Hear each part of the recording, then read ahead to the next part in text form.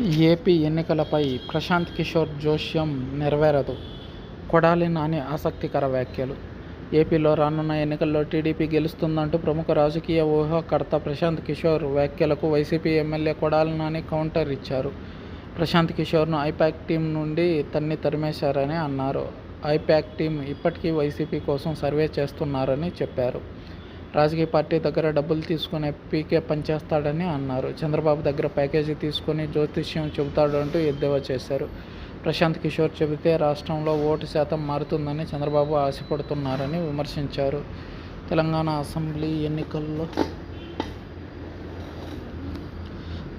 Assembly ఎన్నికల్లో పీకే చెప్పినట్లు జరగలేదని కొడాలి నాని, ఏపీలోనూ ఆయన జోస్యం నెరవేరదన్నారు. వచ్చే ఎన్నికల్లో వైసీపీ అధికారంలోకి రావడం ఖాయమని ధీమా వ్యక్తం చేశారు. పవన్ కళ్యాణ్ను టీడీపీ వాళ్లే ఓడిస్తారని కొడాలి నాని అన్నారు. తెలుగుదేశం పార్టీ వాళ్లు పవన్ కళ్యాణ్కి ఓటు వేస్తారా అని ప్రశ్నించారు.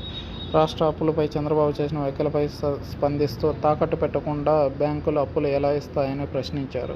నేడు రాష్ట్ర అప్పులు రూ. 4,00,000 కోట్లు ఉంటే రూ. 2,50,000 కోట్ల రూపాయలు చంద్రబాబే చేసినవని ఎద్దేవా చేశారు కొడాలి నాని. ప్రభుత్వ ఆస్తులు తాకట్టు పెట్టకుండానే చంద్రబాబు 2.5 లక్షల కోట్లు అప్పు చేశారా అని ప్రశ్నించారు.